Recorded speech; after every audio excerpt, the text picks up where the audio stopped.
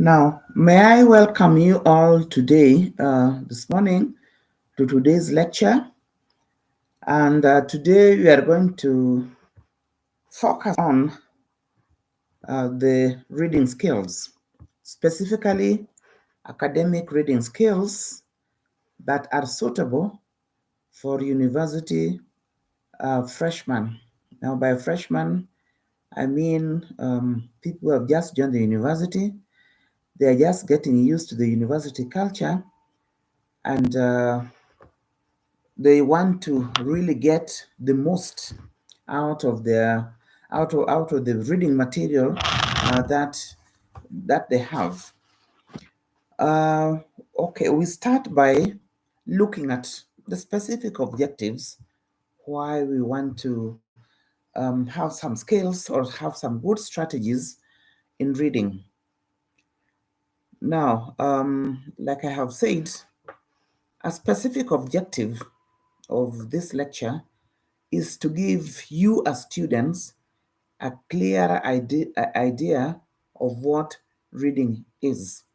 I am hoping that by the end of this session, we shall be having a much clearer idea of what reading is, of how it is useful to us as first year students, and how really our reading skills will have improved, and hence our studies will have improved. You remember in the last lecture, we said that in the note-taking lecture, we went into how we can take notes from written material. So you can see an overlap there already. So we also another important objective of this lecture on reading skills is to guide you as students into reading, making your reading much more efficient than it is probably. Then expose you another specific objective is to expose you as students to some good reading strategies, reading skills. Reading is not just interacting with the written word, but there are some strategies that help you to pick up the important information that you need. And also, and a fourth specific objective is to help you as a student improve your reading comprehension. I know that reading comprehension is a very kind of popular reading skills in the high school. So whatever you learned in the high school, you need to bring it on to the university so that it can help you with comprehending or understanding more what you need to understand. So we move on then to what is reading, because if you are going to discuss reading, we need to have some idea as to what we mean by reading. Now, in recent years, researchers have devoted a lot of time into understanding what is involved in the reading process. Scholars, reading experts, like somebody called Rumelhart. Rumelhart is Rumelhart, defines reading as the process of understanding written language. Now, controversy surrounds the definition of this definition of reading. In other words, not everybody agrees with Rumelhart's definition of reading, but all the same, there are some important characteristics of reading that we need to understand or we need to take into consideration when defining reading. One of them is that it involves an interpretation of written or printed materials. In other words, it needs you to decode what has been written. Reading is both a physical and mental activity. You use your eyes to look at what has been printed. Your eyes help you to see what it is that has been printed. And maybe if you're seeing challenge, then you use braille. to see what, to feel what has been printed. So it is both a physical and a mental activity. Once you have seen what has been printed, then you need to interpret it. You need to take it to your brain. Your brain interprets what has been printed. Then reading also requires attention and thought. You read by focusing all your attention and all your thought in what you are reading. Otherwise, if you do not do that, then you will not understand. You will not connect the printed word to maybe what the writer wanted you to get. So you have to be very, very focused. You have to give all your attention to the reading. So this is what it means when it says that reading requires attention and thought. Then it also involves the participant. Now, the participant here is the reader. It involves you emotionally and intellectually. So, in other words, it is an interaction between the language of the text and the background knowledge of the reader.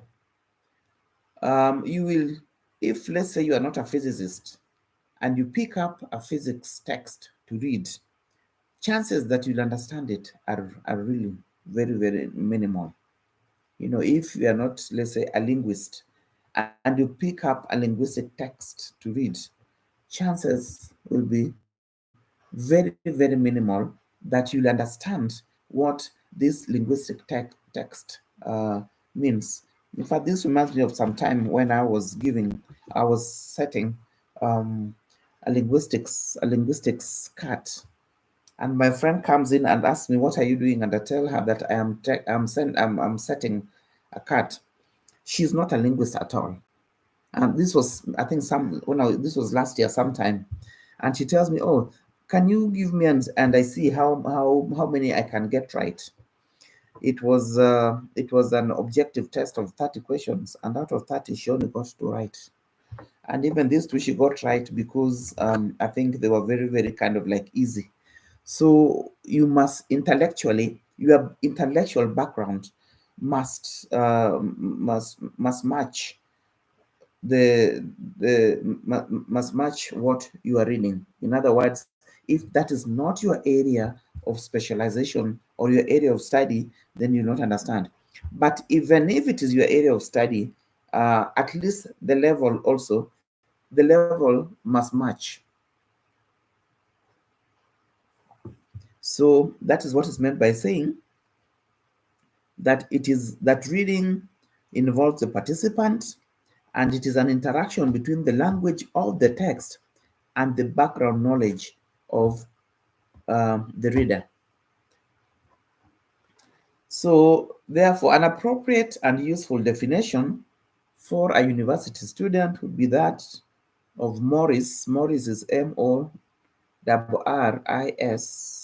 in 1981, which points that reading is thinking under the stimulus of the printed word.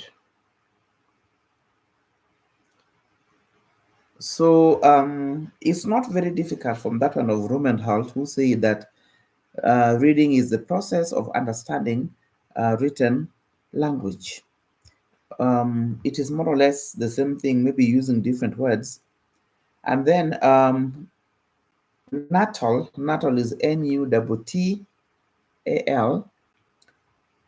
in 1981, also, I'm sorry, 1982, also gives her definition of reading, and her definition of reading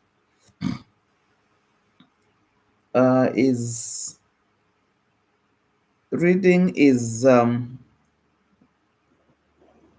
reading is an active interrogation of the text.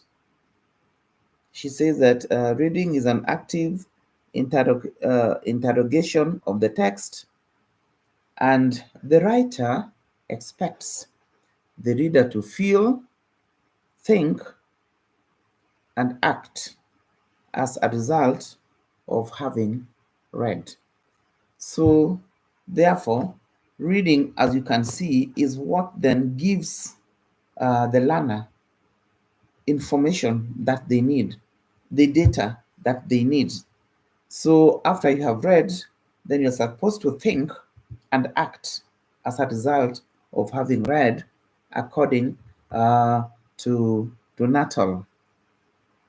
So this is again, she's more or less also agreeing with Morris, who says that reading is thinking under the stimulus of the printed word. So what Natal has done is to just have unpackaged Morris's definition. Okay, so if that is what reading is, why do we then, why read? Now, some reasons for reading is entertainment is a good time activity. Uh, we read novels, we read entertaining materials such as novels, for instance. We also read to acquire knowledge and information so that a widely read person um, knows quite a lot. They have a lot of background knowledge. They are well informed, and they can move through life in a manner that is useful and helpful to them. We also, you also acquire knowledge and information in the latest ideas of your area of specialization, and of course in other branches. If let's say you are, it's often said that scientists don't know very much more outside their areas of specialization. So this is not really a very good thing, because the world is a very wide area, is a very wide arena, and there's a lot of information, a lot of knowledge, a lot of data that one needs to know simply to get through life. One never knows where one will end, and you'll find that there are a lot of information and knowledge that you have is what is going to help you. So regardless of your area of specialization, it's a very good idea to read widely in other areas as well, in areas you can understand. Maybe, and such interesting areas as, let's say, history, anthropology, and, social sciences, humanities, and even the sciences. Even those of you who are in the area of humanities and social sciences, it's just a good idea to even once in a while pick up, some not too difficult biology text and read, or listen to some things on maybe other scientific areas that are not too difficult. Also, you read for success in life. You read for success in life. Progression in your area, chosen area of specialization, or field of knowledge, will actually depend on how widely you will read. If, let's say, you choose to be a teacher or a university lecturer, or you choose to enter into another field, and another area where your field of specialization is important, you will not progress if you don't read and acquire more knowledge. Because remember that every day there is research being done. Every day there's more knowledge being uncovered, and you want to be on top of that. So you will only be on top of that if you read. In my days, reading was just from books, printed word. But these days, we all know that there's a lot much more reading, out there virtually than in the printed word. But sometimes there can be still many factors that could that will hinder you from probably going virtually all the time to read. But books will be available in the library, so it's a good idea to go to the library and find out what books. If there's a reading list, chances that the reading list within the library are very high, especially in